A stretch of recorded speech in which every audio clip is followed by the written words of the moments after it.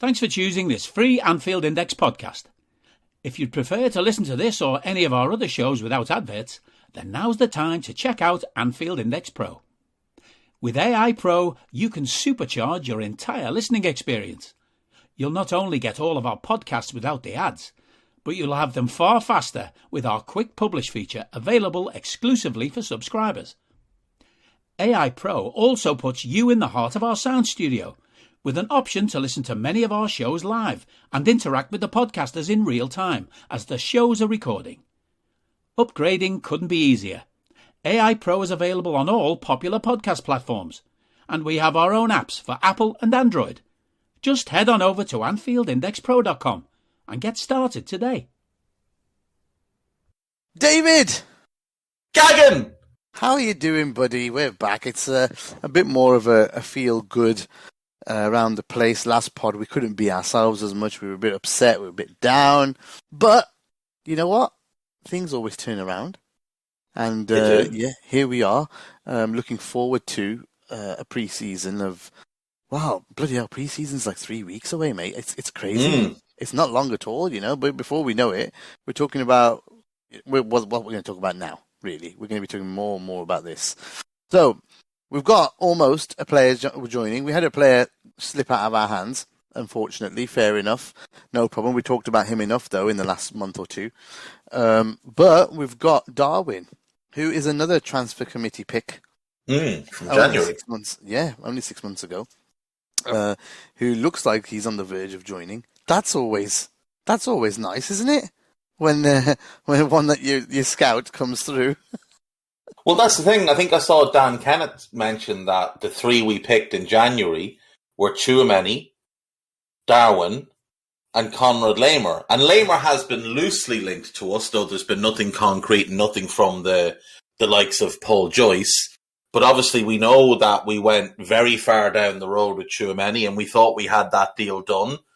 And then the price just sort of escalated to a point where, I'm sorry, but Real Madrid have overpaid. Like... he's an outstanding midfielder, absolutely outstanding, but they're paying €100 million plus tax at 23%, plus signing bonus, plus agent fees, plus a big contract. That's a lot of money for a midfield player who, you know, has only really had two very good seasons in the sixth best league in the world. It's not like he's been dominating the Premier League for a couple of years. So as much as I think he's a great player, and I'm sure he'll be great for Real, that's not a price point I'd have necessarily been overly excited about us reaching if we'd gone that far with him. So look, it was nice that we called that in January and it went that way. And obviously we called Darwin in January. Yeah, that's the thing. As AJN said, it's Declan Rice kind of money. And like, we'd all turn our back on Declan Rice at that kind of fee. None of us would have wanted any part of that.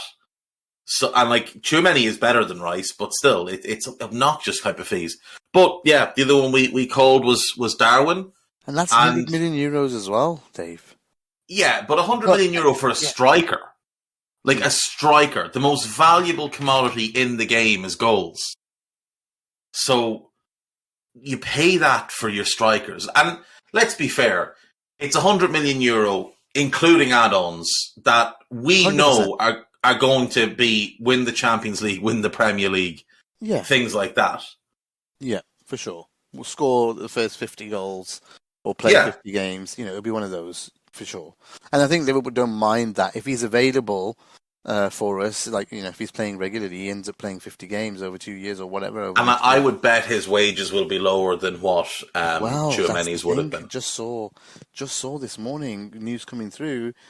Stuff's being said to us as well that he's going to be on Mane wages, which I find it very hard to believe. But if Liverpool are doing that, they're really putting their money where their mouth is this summer. Like, so that's about 180 grand a week. Yeah, 150 to 180.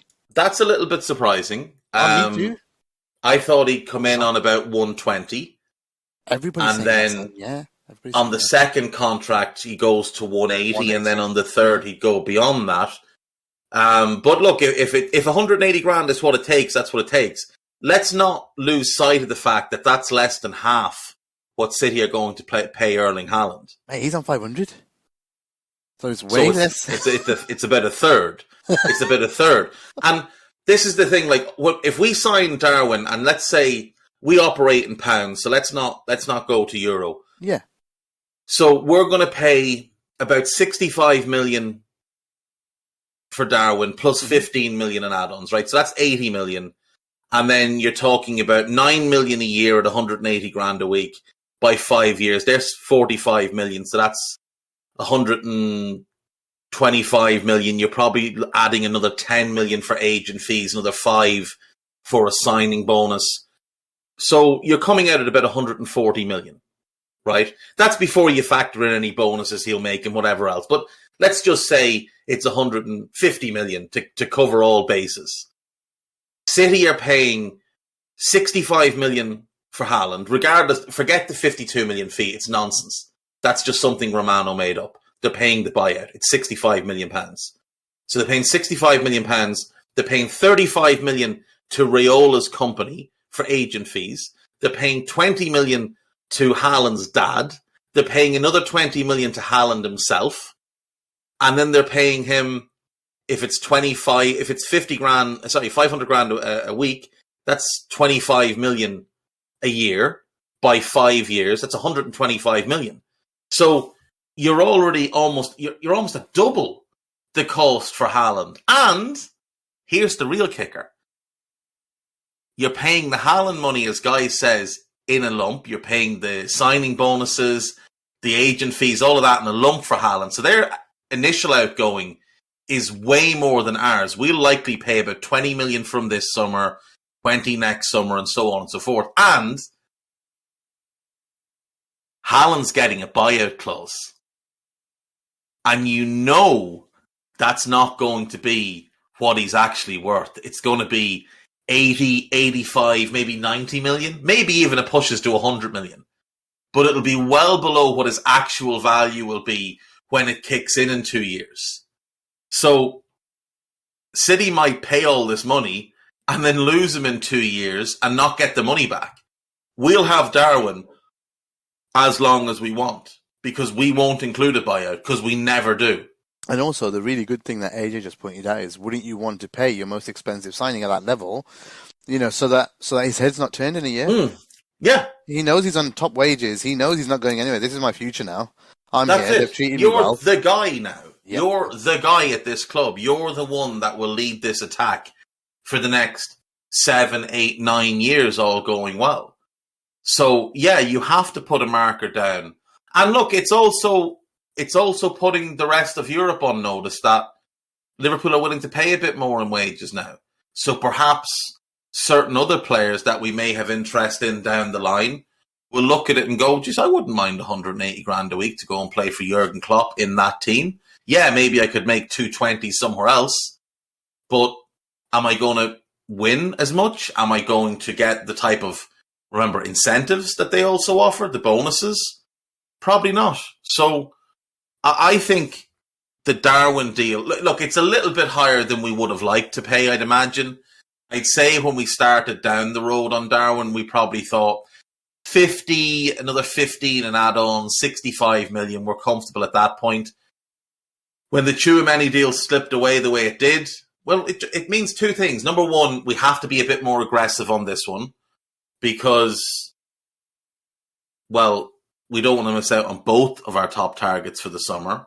And also, we've got a little bit more cash lying around because we had money put aside for Tchouaméni. Now we don't need to spend that on him. Any alternative midfielder, bar one who we can talk about if you want, is going to cost significantly less than him. So it makes sense for us to just pay that little bit extra. The initial outgoing this summer is not going to be a whole lot different. On 50 million, it might have been 15 million for this year. On 65, it might be 20 for this year. So it's not a huge difference for us in terms of what we're spending this summer. Yeah, and I think if you look at what you just said there, that it's whether it was because of Tchouaméni's deal or not that they went more aggressive here. I think we know, me and you, we've talked about it, that there was always a player in Portugal and always a player in France linked at the end of the day, right? I think they were always going to do this with Darwin, no matter what. It was always going to be, this was going to be the case. I think there's money in the pot for the next player, whoever they want to go for. I think it's still there. Oh, no, I do agree with you, but what I'm saying is I think... Sorry. Oh, I agree with you as well, but what I like is that they're putting the money where their mouth is for once. Yeah. Which all of you wanted, and that's fine. And for them to do that, maybe it signals a little bit of a change. Maybe we are looking better off the pitch in terms of cash, in terms of commercial revenue, things like that. Maybe things are kicking up. I think the fact that we went far in all 4 competitions does mean more TV money, more more competition, winnings, everything is very high. So if we keep, and obviously they want to make sure that we stay at that level. The only way you're going to do it nowadays, especially when your players are aging, our squad is aging or was aging, and by doing this little bit of refresh, the average age comes down. You're securing your future a little bit, but you've got to pay for it nowadays, Dave. Of course you do. Well, Mo has been quite bullish on our finances moving forward. He thinks we're in a very good position. And the other thing to remember as well, now this is kind of very much, every cloud has a silver lining. The fact that we didn't win the Premier League and didn't win the Champions League means that the significant bonuses we would have paid out had we won those competitions, we didn't need to pay them out. The players didn't get big bonuses for winning the cup. Buy some players instead. Because that the likes of Mo and Virgil and Ali and they have big bonuses in their contracts should we have won those competitions. So, that's what basically it was win the Champions League or sign Darwin. So, yeah, Darwin will win us a couple of Champions Leagues, so we'll be all right. But the incentive, there have to be incentivized contracts. And then maybe with Darwin, it's probably less incentivized as it used to be because, they want to get him in. There was competition from United. We don't really take it seriously. But if United have put some kind of a wage offer in his face, we needed to compete a little bit. So there was no head turn, at least, because sometimes young kids who come from, backgrounds where they didn't have much when they were younger, do appreciate taking a massive wage and then helping people in their lives, and going back home and helping people in who they grew up with as well. They literally, it's a community that you kind of finance, and these people they don't just look after themselves like people think. They look after families and friends and. And you best believe they have many more cousins right now than they did when they were 15. You're right, though. Like it is that, and the thing with Darwin as well is he's turned down West Ham in January. He turned down Newcastle. He turned down Arsenal, and he's turned down United. So he clearly wants to join us. I'd imagine Klopp is a huge factor. Obviously, Champions League is a big factor for him as well. He played in the Champions League, didn't he? He did. So he scored a lot of goals. And he showed that in big games, there's something extra in him. Like, he is the type that turns up in the big games. He was really good against Barca. He was really good against us. Even against Bayern, when they were garbage, Benfica were garbage, he was the one that actually tried to take the fight to them. Didn't always go particularly well. But, yeah, and the thing with having all those people to look after, that is something that we look at as well. Because it means more to them. Like, with Sadio and with Mo, we've talked about that killer mentality that they both have before. Much of that is that sense of responsibility that they have, where they know that, like, if I get to this level, I can help this many people. But if I get to the next level, I can help this many more people. And I can build this church and this hospital and this school.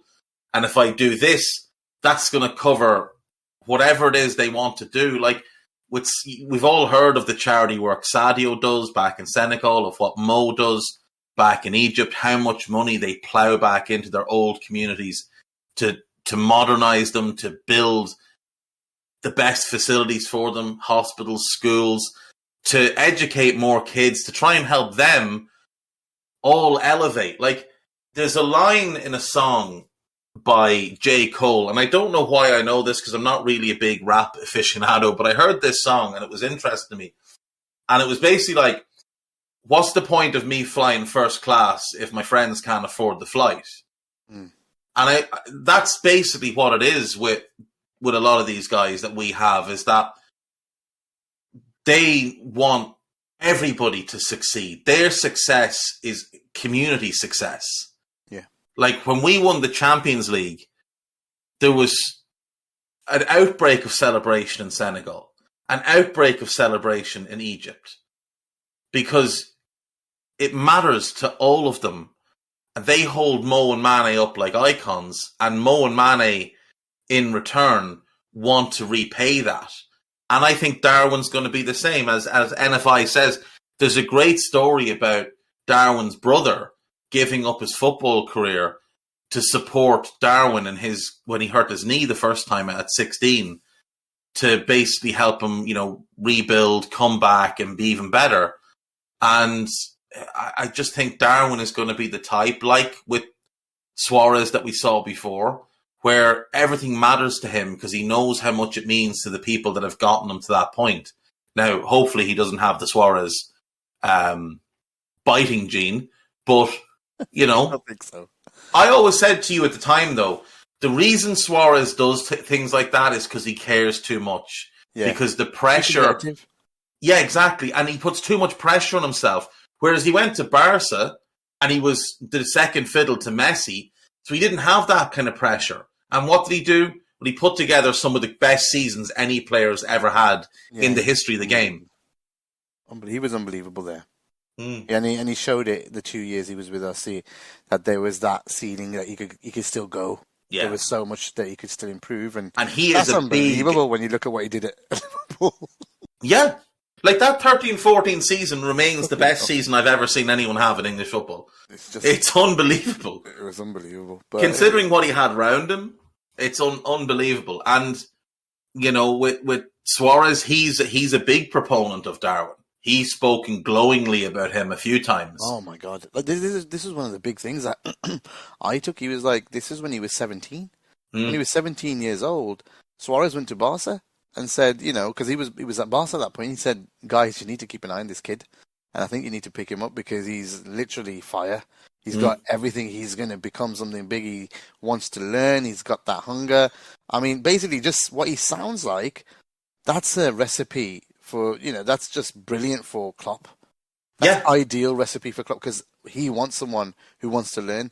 Now, if Darwin, and I'm sure you've watched Darwin more than I have, but anything that I've watched of Darwin, or the goals that he scored at least, not his other play, but his goals, remind me so much of Fernando Torres, mate. Like, I am just like, what the fuck? It's a clone?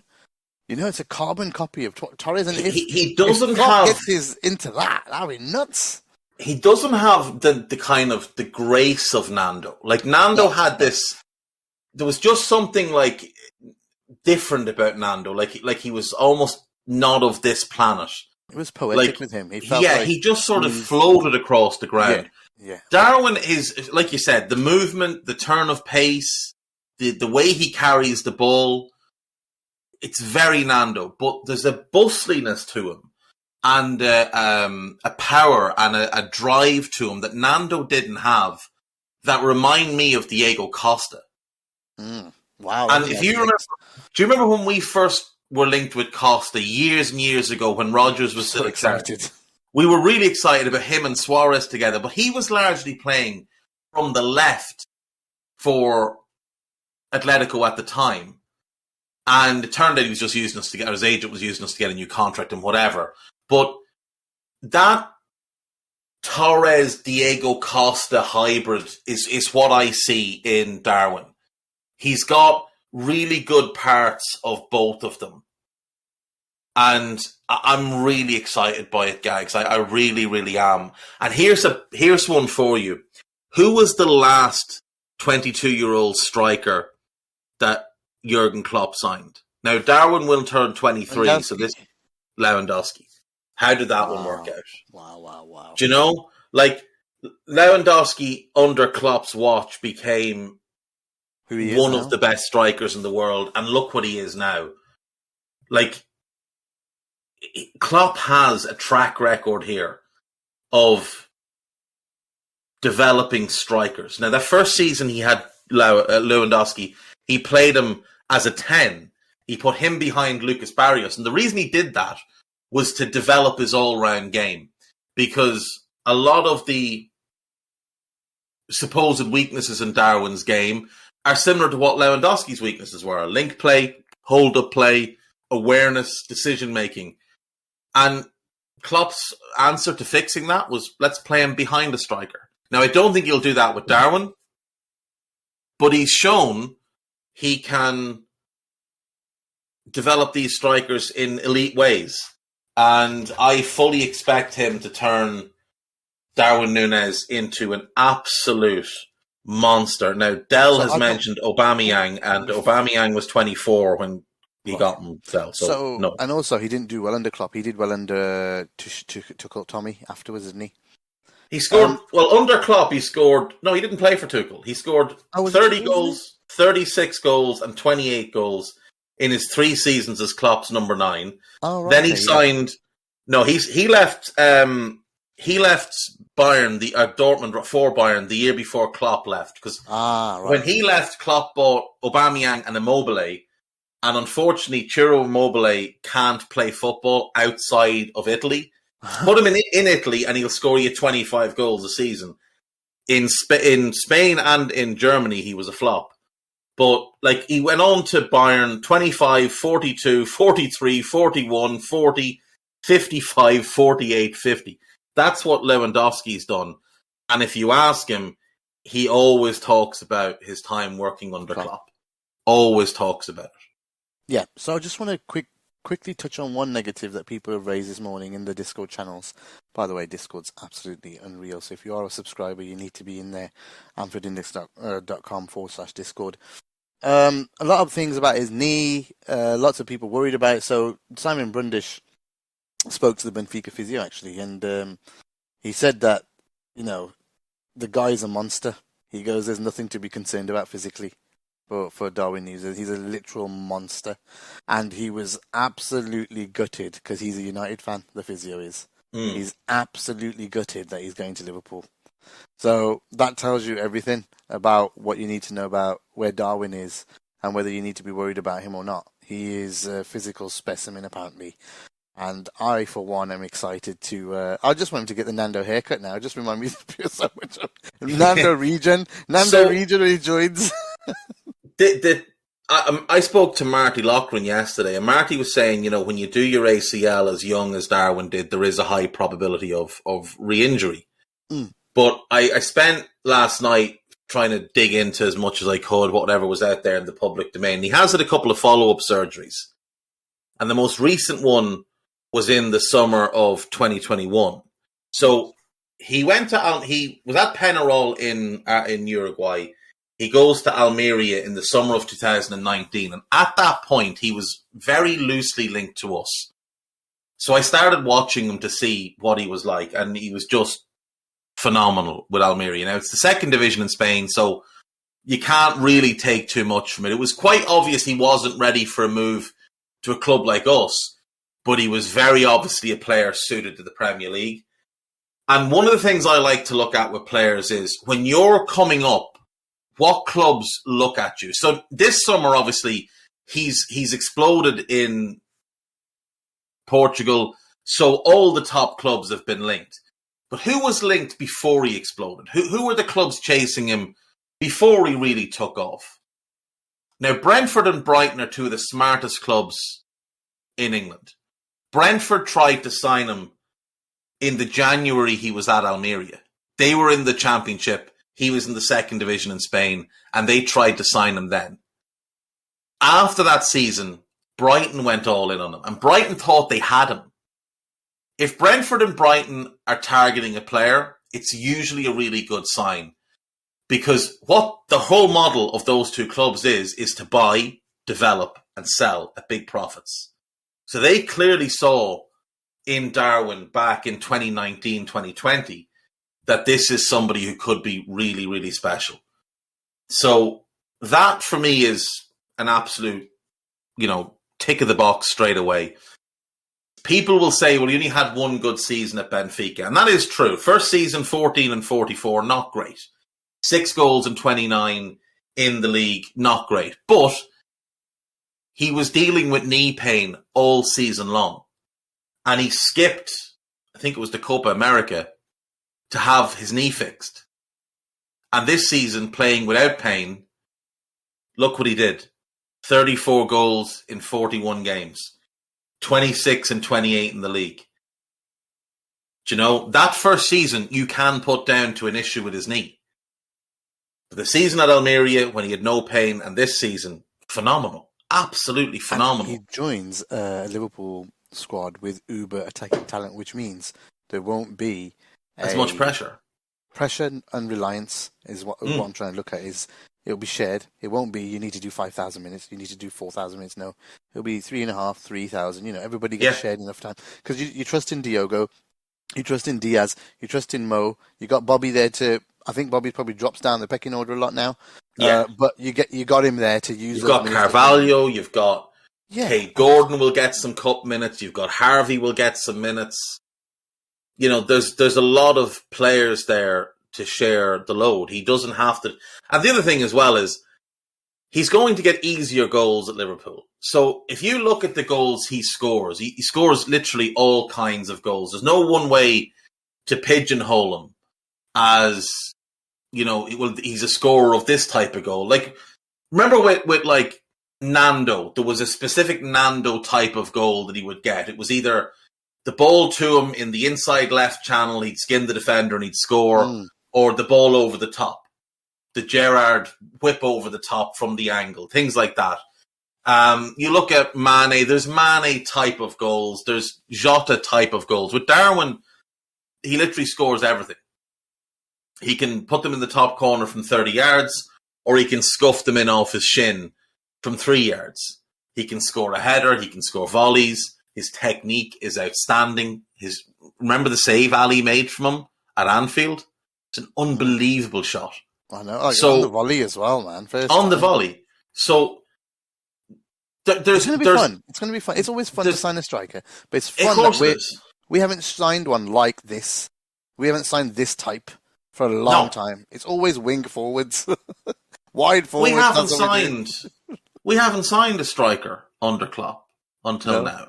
Oh yeah, it's true. He took over. We had Studge, we had Divock, and we had Bobby already there. Benteke, and he binned Benteke.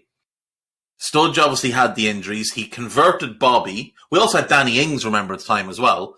So Klopp has never bought a striker at Liverpool. Never.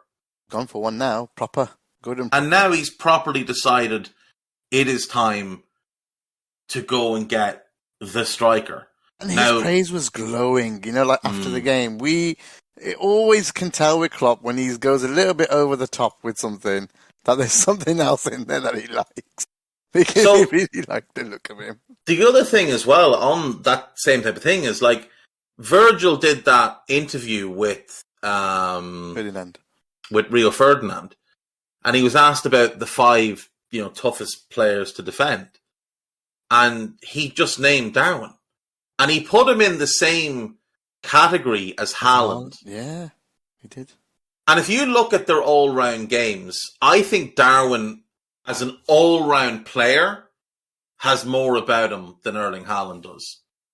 Haaland's quite rudimentary and his technique isn't great. He's very much pace and power. But Darwin's got subtlety to his game as well. And as a rounded player, I think there's more about him. Now, I do think Haaland will probably outscore him because of brute force and because of how City play. They create a lot of easy chances. But I think Darwin will score a ton. If you look at the chances he's going to get presented to him from the crosses, from the slip balls, from Thiago and Mo and people like that, like one of the things we've lacked in our team is someone with instincts in the box. We've a lot of intelligent players, but we've no one who's a naturally instinctive striker. Jota's good in that regard, but he's a natural winger who's been converted. Mane's a winger who was converted. Bobby was a 10 who was converted. Salah's a winger who can play through the middle. But Darwin is a striker. He grew up as a striker. And he's always sniffing out chances and getting himself into positions where the ball might fall to him. It might not, but if it does, he'll put it away.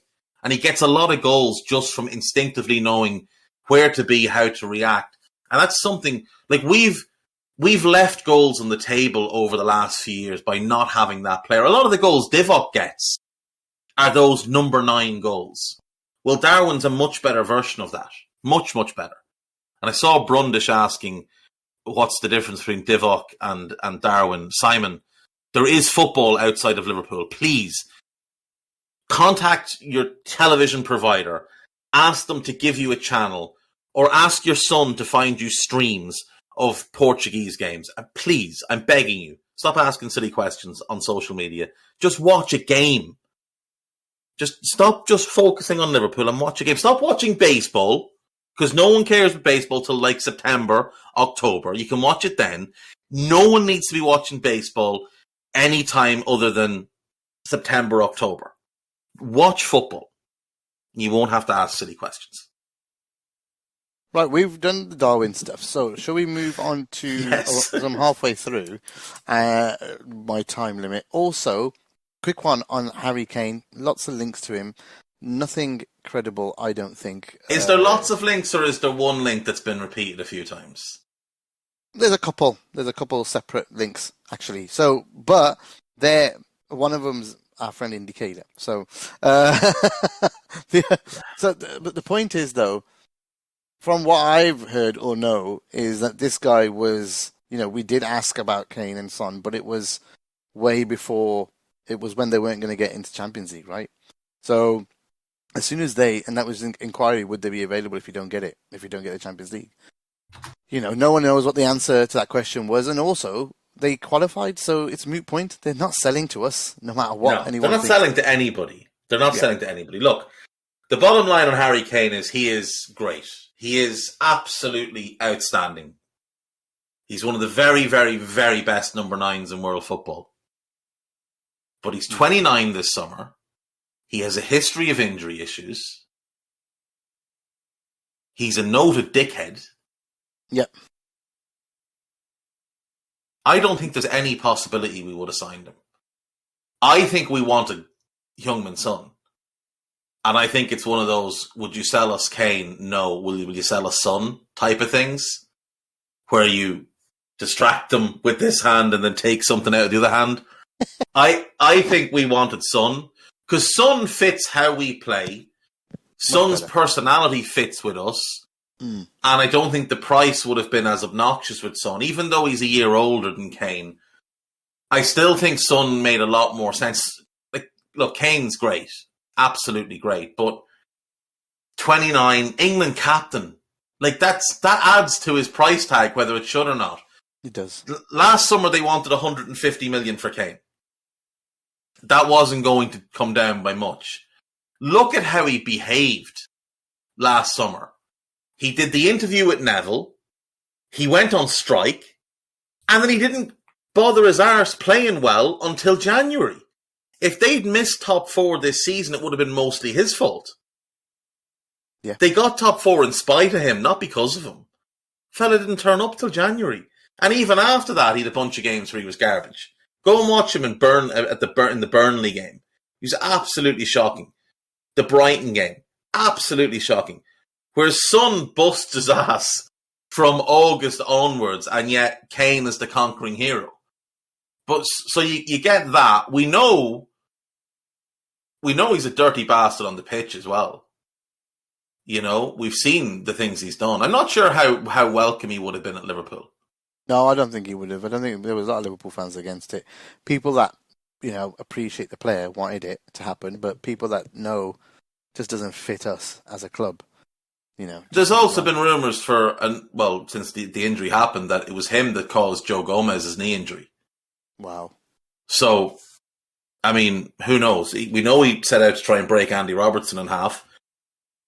I don't know that he would have been all that welcome. Look, he's a great player. And if we'd gotten him, we'd have all made our peace with it, because he will score you goals. But, I don't know, there's something about Kane where I would worry about how his game will age in the next couple of years. Not his game, because his game doesn't rely on pace, but his body. Like, he's had a lot of injuries over the years. Yep. And with the way we play and the intensity, I'm just not sure. I'm not sure how that would. Well, let's move on from him then, because he doesn't really deserve our breath. We don't think it's going to happen. I think what's important for the last 25 minutes here is to talk about what's coming next, because we've already had we've talked about Darwin, talked about Kane. I think what comes next for Liverpool, what are we looking for? Are we looking for a forward? Are we looking for a midfielder? There's some light links to, that came up on Twitter yesterday that, meetings are happening with Dortmund. I don't actually think something that will happen down the line very, very soon, but maybe something for next year. Who knows? But there's something going on. That was the links on Twitter. But there's also links that you've heard about, which I haven't heard about, in terms of Rafinha and Gnabry. So, well, the Rafinha one was reported. Right. So Leeds obviously have interest in Taki. We do have long-held interest in Rafinha. We know from Jay Reid that last summer we were looking at bringing him in. It didn't happen, but there does seem to be long-held interest there. We were linked with him before that when he was at Rennes as well. So, could you see Taki and 35 million for Rafinha? It's possible. And Rafinha can play right wing, can play as a 10, could play as the right side at 8 and a 3. If we look at how Harvey played it last year, where it was, and here's the thing, our 4-3-3 isn't really a 4-3-3. It's a 4-2-3-1 or a 4-2-4.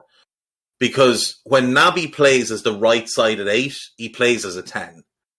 When Harvey plays there, he plays as a right winger. And when Henderson is there, he plays sort of as a second striker / right winger. None of them play in the midfield. It's a double pivot of Fabinho and Thiago, or Fabinho and Naby. And then the other one joins the attack. So I think next season we may well see Liverpool commit to that more often. As in, this is just what we're doing. We're not going to pretend to be a 4-3-3 team anymore.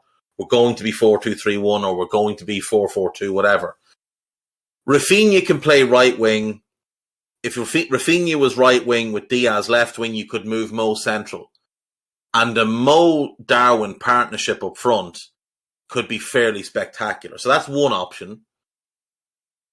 Out of possession, that very easily switches back to 4-3-3 if that's what you want to do, or 4-5-1 as it is, with Mo dropping wide to the right, Rafinha tucking into midfield, and Diaz dropping further back on the left. So that's fine.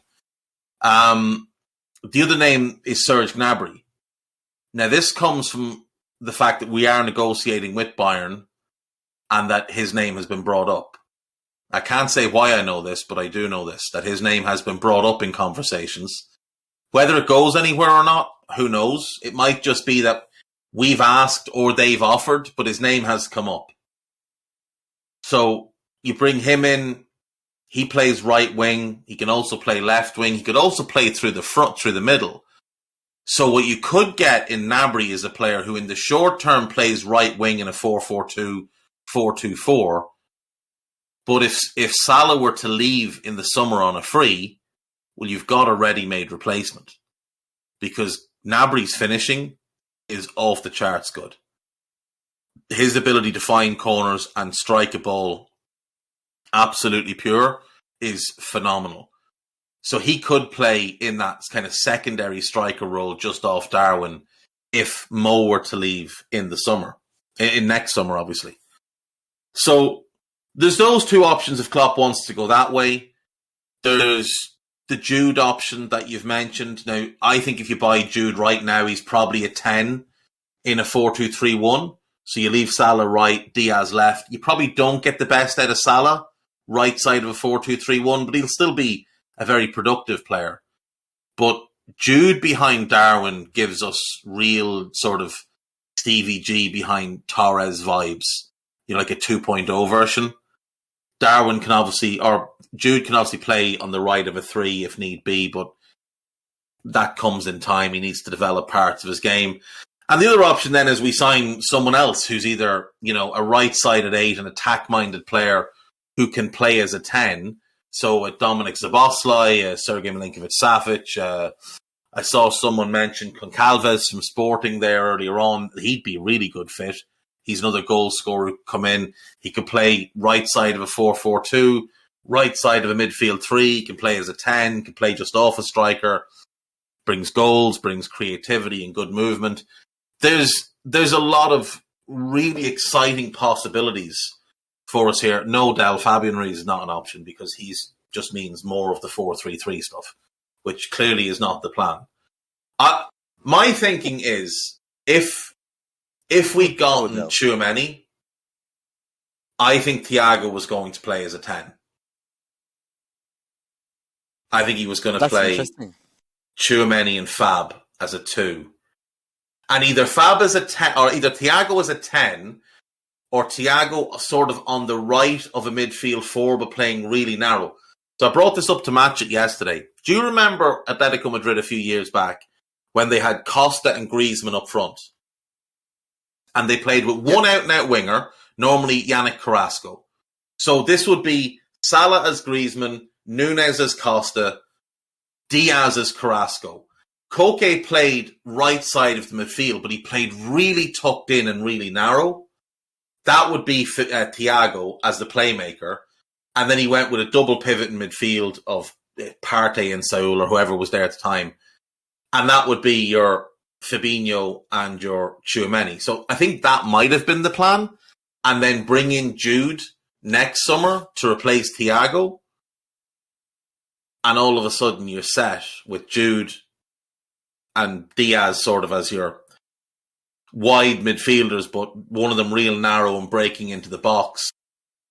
2 up front, 1 left wing. I think that would have been the plan, or could have been the plan. A very different style of play, but just in terms of the shape, so I think we'd have been looking at something like that. What Klopp's been doing with that right-sided 8 role, where they kind of turn into a 10, don't they? They kind of move forward and play down that area only. Wouldn't it be okay for Thiago and Naby to do that now if he did shift shape and make them into 10s? I don't know if he gets another one in, but you'd need to get one in to partner Fab in the double pivot though. Yeah, you need to get one more, don't you? That's the thing is, like, I do think next that's not season, a Bellingham, is it? At the end of the day, not now. Now, in 2-3 years, yeah, fine. Jude could play in that role. Just he'd need to be developed. But the problem, it's not a problem.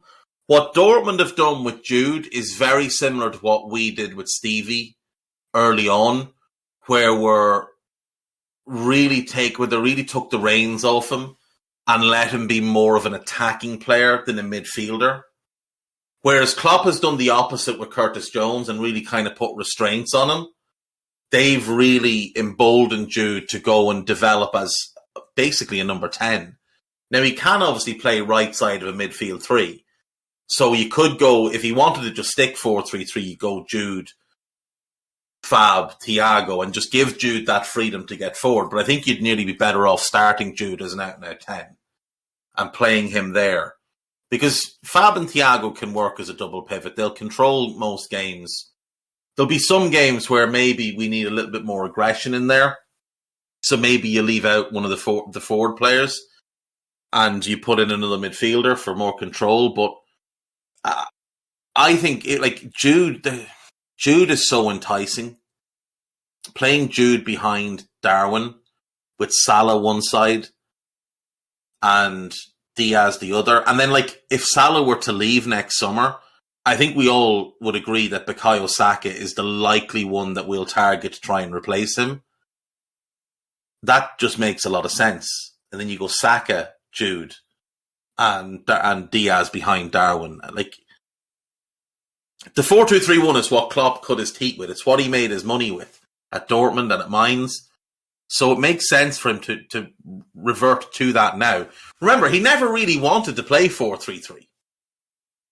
He set out his team to be 4-2-3-1. When he took over, we played 4-2-3-1.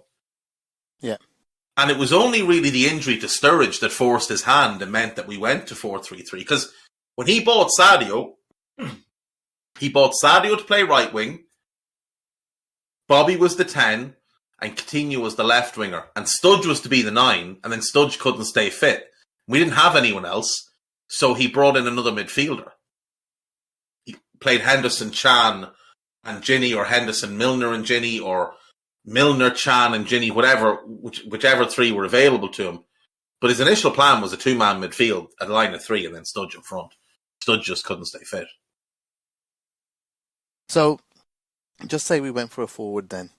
It's literally, that's what you're saying, 4-2-3-1 or 4-2-4, 4-4-2, I don't know. How does it go? If we go for, it depends. Like, we could get a winger, and if it's Gnabry, you're committing to 4-4-2 or 4-2-4. If it's Rafinha, it can be very similar to what it was last season, because he can drop in the way Harvey did and play in midfield, or he can push out and play as a right winger, and he can operate in that number 10 zone. So he'd probably be, for what it looked like Klopp was trying to do before Harvey's ankle got destroyed, Rafinha or Lovro Mayer are the best fits for that. Either of those two. If he wants to go 4-2-3-1, then you're looking at a Jude or a Dominic or a Milinkovic-Savic, someone like that, someone who's more comfortable in central areas, a more powerful player, maybe more of an even, kind of goal-scoring midfielder, like someone who'll drive late into the box, which is what Jude has been doing and what Dominic does really, really well. Okay, great, interesting. I just wonder how we go about it. I mean, I'd prefer if we went for a midfielder, but it looks like the forwards are ones that are more available than actually the midfielders at the moment. See, the other thing as well is, like, you can get the forward now. See, so it might well be, like, you could bring in Gnabry now, right? Or Rafinha, and commit to, right, we're going to play 4-2-4 this year, or 4-4-2. Mo is going to leave next summer, and then we're going to go and buy Jude. And then we go 4-2-3-1, or back to 4-3-3. So he could change the shape for a year, knowing he can change it back in a year. If he buys, let's just say we get Gnabry in a deal for Mane, and we go Gnabry right, Diaz left, Mo and Darwin through the middle, and just try and blow teams away like we used to. And then in a year, when Salah goes, rather than try and replace him with another attacker, rather than saying, right, well, who's going to get the goals that Salah gets? You just alter the team. You move it from that shape where it's two up front to 1-1. And rather than having Mo playing next to Darwin, you have Jude playing behind Darwin, in the middle of Gnabry one side and Diaz the other. We know we're going to have a great defence because we had the best defence in Europe this past season. By the way, with our risky high line, the best defence in Europe. So that's going to be great. Virgil will be even better next year. Konate will be even better next year. I'd expect a bounce back season from Andy Robertson, who had a bit of a ropey time. And Trent is going to get even better because he's still only so young. So defensively, we're going to get better next year. So you can commit to be more attack-minded. So you could go 4-2-4 for a year. Then you could get Jude and go 4-2-3-1 the year after. You've already got Gnabry, so you don't need to go and buy anybody else to play on the right wing. And then it's just about squad maintenance. Then it's about, for the following summer, maybe finding the successor to Thiago. But, yeah, he could go 4-2-4 for a year. And then when Salah goes, if that's when we want, when we think we can get Jude, or when we can get Jude, then you bring Jude and you go 4-2-3-1. So what do you think with, obviously we're losing, Taki looks like on the way, Ox on the way. We've kept Milner. So who's gone? Joy. Divock. I know you can say that. Divock, Taki going to go. Ox is going to go. Nico and Nat are going to go. That's about 4 or 5 players going, right? Now, with Divock and Taki going, do you think Carvalho is one of those that comes in for that, obviously, or Carvalho replaces both of those? I think Carvalho replaces Taki more so than Divock, just stylistically. But, like, Divock didn't play a whole lot. Like, no, not at all. So Darwin, in a way, is both Mane replacement and Divock replacement, or you could look at it as Diaz is the Mane replacement. Yeah, exactly. We forget we Darwin keep is forgetting the we added a upgrade. whole new attacker in January. Everyone keeps forgetting that. No, it doesn't. Like, there's And an then option Darwin right is there. just the upgrade on Divock. Like, it's a big upgrade. It's a See, big old upgrade. That's why adding another forward is confusing to me. But obviously, like you're saying, it's about protecting that midfield. If there's not enough legs in there, in terms of if there's not enough, fitness, capability, availability, then you do move to a two-man midfield. That's how you able to keep them fresh. So if he does go for a forward, I would welcome it, to be honest, because I think our pain point is in midfield. Our pain point is there. So if you can't buy a midfielder that you want, and we're really stubborn in that there's no Tchouaméni replacement or alternative that's as good as him, and we only want to shop top dollar now, or we only want to get people that improve the first 11 and the squad that can come in and play straight away. If that's what they want, then I think it makes sense to wait and actually get an extra player in for the forward line, so you can literally heavily rotate 4 players. Yeah, up top. and like this is the thing. Like, our midfield was our weak point this season. Our midfield cost us the title. One of the ways to fix it is just to replace the weakest link in that midfield. The other way is to change the shape and eliminate that weak link from the midfield by putting a good player somewhere else. So it doesn't have to be that we stick to playing 4-3-3. You just replace Henderson with either a midfielder or in a change of shape with somebody else, someone more attack-minded. Or you could do it the other way and bring in another centre-back and play 3-4-3 if you wanted to. There's ways and means. The be-all and end-all is that the weak link in our team just needs to be replaced. And we know who that is, and everybody knows who it is. And if you deny it, you're just living in a fantasy world. We need to replace one player in the starting 11 next season. Yeah, and Sadio's leaving, which causes a secondary need, which is why we're going for Darwin, I'd imagine. But I think we've known Sadio was leaving for quite a while, because there was never real traction on we started contract talks with Sadio. No. Never. No. I think they've known Sadio was going probably for a year now. Yeah, I think they made an offer and they knew that he was going to reject it. And it's kind of like just one of those things you do out of respect, for the player. But he'd probably made his stand a long time ago, because, the Núñez stuff, if you think it was just off the cuff, you're having a laugh. This has been a couple of months in the... we don't do anything off the cuff, guys. No, the odd one, like Taki might have been a little bit off the cuff. Before we go, and we only got a bit of time, this is a really good question, an interesting one, because obviously, just say we did go to a 2, and we don't know what's going to happen, maybe we do. What would that mean for the likes of, Harvey Elliott, who's been playing in an 8, and Curtis Jones, who is another midfield option that we have, who probably... So are we talking about a 4-2-3-1? Yeah, if it's basically right. I mean, if it's 4-4-2 or 4-2-4, they're not really getting. I don't know how much of an option they'll be, but so it's 4-2-3-1. I think they could fit somewhere, right? Let's say it's 4-4-2, right? Let's just say it's that. So you've got Mo, and then Jota is the more natural backup for him.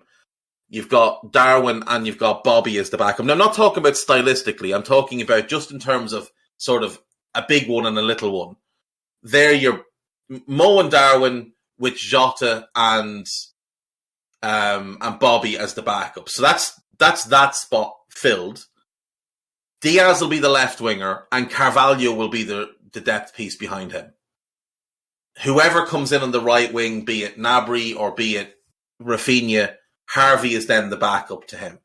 That role, right side in a 4-4-2 or a 4-2-3-1, that suits Harvey so much better than playing either as a right-sided 8 or a right-sided forward in 4-3-3. It suits Carvalho more to play wide on the left than it does as a left-sided 8, a right-sided 8, or as a left-sided forward. Those two obviously could also play as a 10 in a 4-2-3-1 if you wanted. See this MUFC Reloaded? This chap is an absolute muppet. An absolute muppet. The only one that would have a tough time fitting in is Curtis. Because if Fabinho and Thiago are the starting midfielders, then Brian and Naby are the backups in those roles, and then Milner's sort of the fifth one, which isn't ideal by any stretch. Ideally, you'd bring in one in midfield as well, a Quadio Kone type. You'd make him the Fabinho backup, and then Henderson is the fifth one. Curtis is the odd one out in a 4-4-2. In a 4-2-3-1, though, Bobby's the backup 10, Jota's the backup 9. Curtis could be like the third 10, knowing that Bobby's off next summer potentially.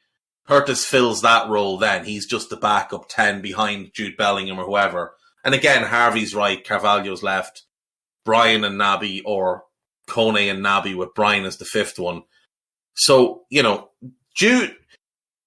Harvey and Carvalho fit in a 4-4-2, 4-2-4, or a 4-2-3-1. Curtis only fits in 4-2-3-1. Unless you want to put real graft in with him in converting him into a central midfield player to play in a double pivot, which he has the physicality to do. He has the technique to do. And he has passing forward, so it's all right, I suppose. He could play side to side. He could. He could just be the one that keeps things ticking over. So he could do that. You could look at Curtis and say, right, that's what we're going to do. Curtis could fill in on the left side of a 4-4-2. It wouldn't be ideal, but he could do it. He has played there before. Yeah, his youth games were left-sided forward, wasn't it? I think. Yeah, exactly. Yeah. So you could use him there, but if we were looking at it and saying, right, we're going to go 4-2-4 this year, and then next summer we've got Jude coming in to replace Salah, and we're going 4-2-3-1. Let's loan Curtis for a year, have him get minutes somewhere, then bring him back next summer so that when Bobby leaves, Curtis just slots into his role and he's the backup number 10. You could do that. There's ways and means to find minutes for everybody. So 57 minutes gone in this pod. Is there any chance you'd loan Curtis Jones out? Yes. Of course I would. My headset fell off. Of course I would. Get him minutes. The guy needs to play. The guy needs to play. Like, he played 15 league games for us, 10 starts. He needs to play so much more than that. This idea that it's ridiculous to call for him to be loaned, your heads are up your arses. He needs to go and play. I agree. I agree. Completely unacceptable for Curtis Jones to be 21 and playing as little as he does. Yeah, absolutely. I love him. I hope he's a success, and I hope this is his breakout year. To be honest, all of us, all we want is a success. But is he going to get a breakout year at Liverpool? I don't know, mate. That's the problem. He's going to need injuries, right? 1,500 we don't want that. We don't want that. We don't want injuries for our players. 1,500 minutes he played this past season. The year before, 1,900. So his minutes went down. I know he missed some time. But he just disappeared for months. Why did he get poked? Was it the poke in the eye, or what was it? That was the first half of the season. Yeah. He just disappeared at the end of the season. He wasn't even making the bench some weeks.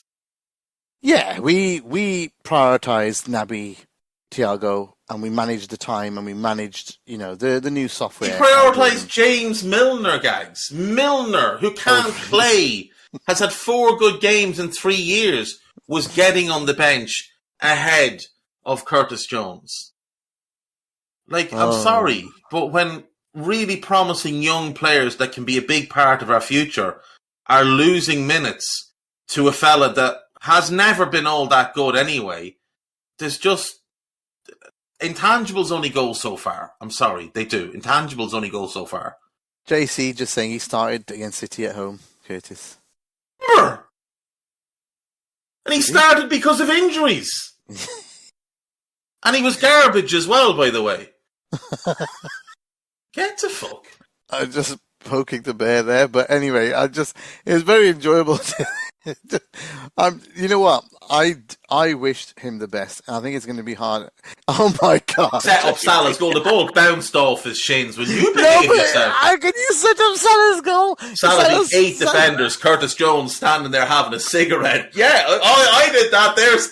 That's why things like that are why assists are the most pointless stat. Do you remember Mane against Arsenal? Like, I think it was his debut, wasn't it? The first goal he scored where he cuts in, beats the two defenders and lashes the top corner. And Adam Lallana got an assist for blindly hooking a hopeful ball down the wing to nobody that only about 3 players in the world would have been able to get to. And Lallana got an assist. Get out of here. Get out of here. JC, I'll have you banned. I know the Scots, JC. I'm in with the Scots. I'll have you banned. Oh, God. Fucking that hell. Me really well. Because set up Salah's goal. Get out of here. The most, 1,000, 1 hour, 1 million chance of scoring that goal, and it was set up by... Oh, fuck. That's so good. To fuck. Send them to Borussia Mönchengladbach. They're desperately in need of a couple of good players. Get him in the team. He'll get 30 starts across the season. He'll score 8 goals, get 12, 13 assists. He'll come back full of confidence, and he'll be fucking lightning for us next year. That's what we need to do with him. Yeah, let the boy go and play. Sean, you're already on the shit list, son. No, but we all stand with JC. It's not a problem. The point is we want a man called he'll be playing with. Yeah, Borussia Mönchengladbach. They know you so well, mate. Yeah. Yeah. That's where he belongs.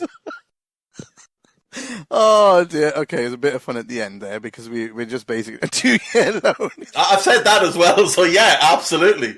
3 years. 4 years. Send him on loan for 3 years. Let him get settled in, get a year under his belt just to settle in, learn a bit of the language, and then he can go to town. Okay.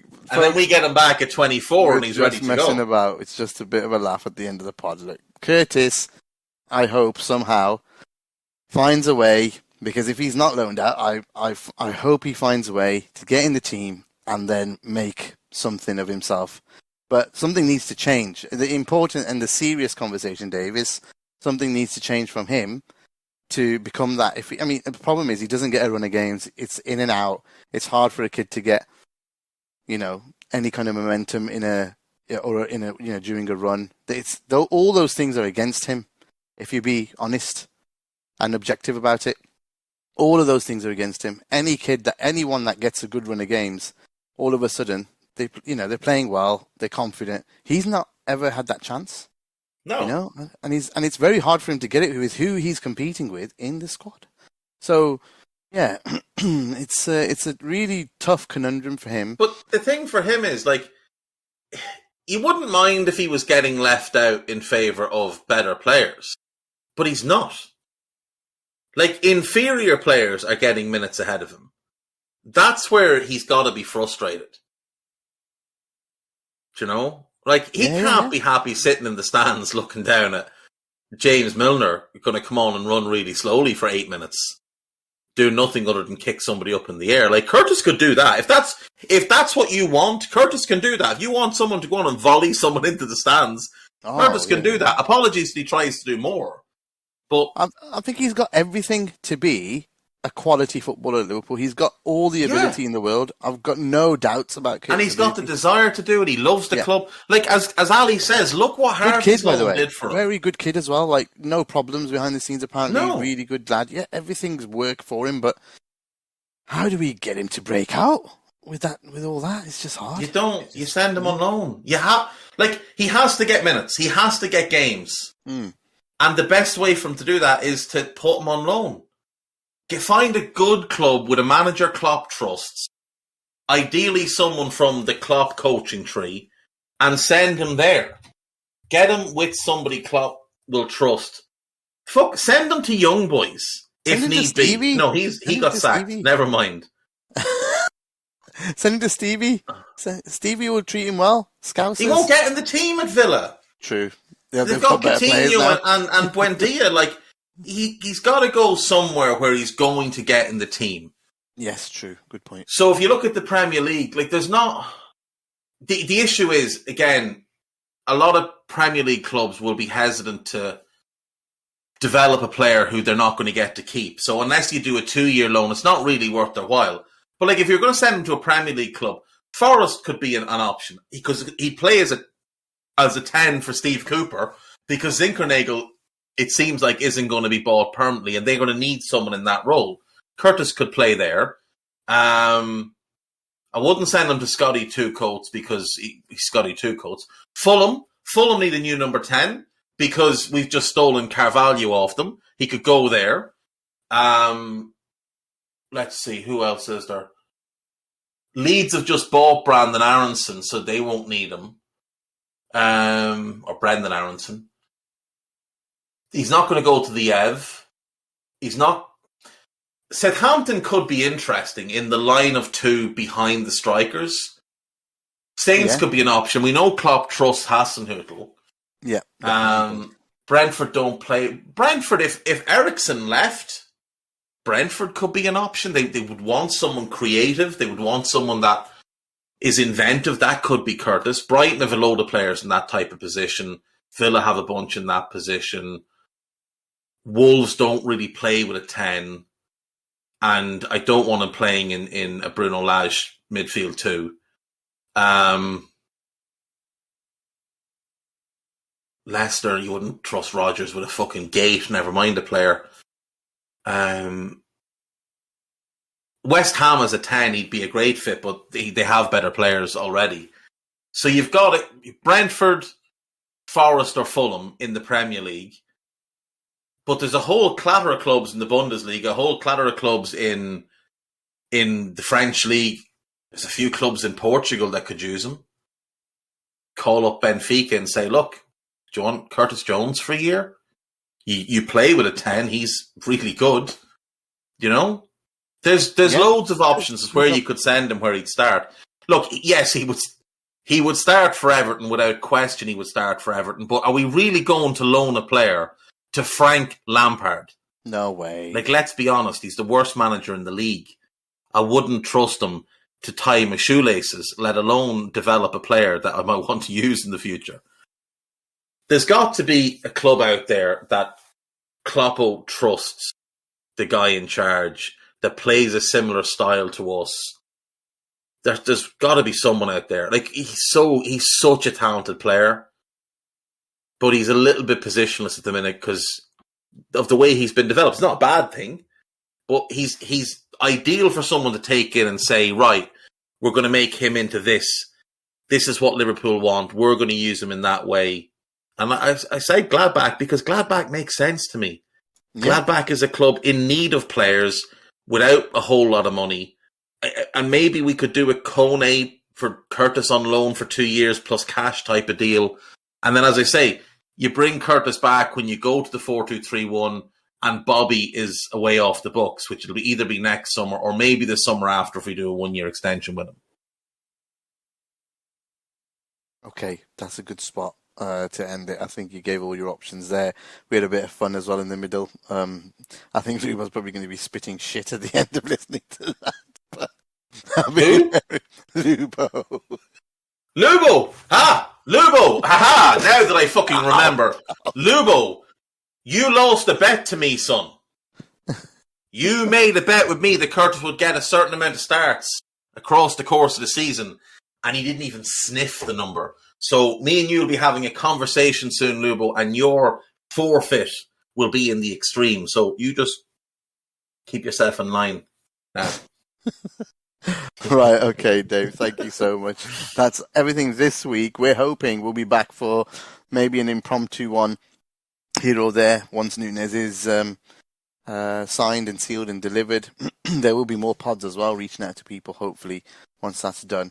And we'll get a couple of others going. Obviously, Marco, we need to talk to Marco. Dave, we maybe do the old school with Marco for Darwin once, if he's signed, when he's signed, whichever way you want to think about it. I think that would be interesting view from Marco on what he thinks as a Benfica. Do you know who the last player me, you, and Marco did a podcast about having signed was? Markovic. Yeah. How'd that one go for us? No, it's a different era. Still blame Rodgers. Yeah, I absolutely. still blame Rodgers. Lazar was super talented. He was super talented, and then I think Rodgers took every bit of confidence of him. Yeah. Sure, like, all you had to do was watch that cup semi-final against Villa when Lazar was playing quite well and about 6 lads were playing absolutely horrendous and he hooked Lazar at half-time. Like, talk about just doing permanent damage to a player's confidence. Anyway. Yep, we'll leave it there. We'll be back soon, I'm sure. Lots going on. Lots to happen. Our fingers crossed Liverpool do go and do not only one deal, but multiple deals this summer. So you'll be hearing a lot of us in our excited tones and having a laugh. And well, the next one in could be Calvin Ramsey as well. So, like, there's that to look forward to as well. He's a very exciting young player who fills a position of need. And if it's him and Joey Gomez as the backup right backs for next season, as Ramsey settles in, that's again something to be really positive about because he is super talented. Like, there's been a number of highly rated fullbacks come out of Scotland in recent years. Obviously, Robbo, Kieran Tierney, Aaron Hickey, Nathan Patterson. This kid is the most highly rated of all of them. Yeah. So, he's a really good player. Really, really good player. One I'm very excited for us to get. And by all accounts, 4 million plus probably another million in add-ons or something. But it's a bargain. It's a bargain fee for a player with huge, huge upside. Absolutely. And maybe he forces Trent to go into midfield one day. Anyway, we shall move on and we shall be back very soon. If not soon, then we'll definitely be back next week at some point. And we will chat to you about all things Liverpool and banter and all the things that we can then. And until then, up the Reds. We hope you enjoyed listening to this Anfield Index show. Please be sure to subscribe to our channel so future podcasts find their way to your device automatically. There's nothing quite like fan engagement, and we'd love to know what you think of anything discussed on this show. The best way to get in touch is over on our free Discord community, where both podcasters and listeners debate the hottest LFC topics 24/7. Sign up free now at AnfieldIndex.com/Discord. You won't regret it. You can also follow us on Twitter at Anfield Index and find us on Facebook by searching for Anfield Index. Oh, and before you go, we'd love it if you could leave us a 5-star review on your favourite podcast app. It only takes a couple of seconds and it means the world to the people who create these free shows.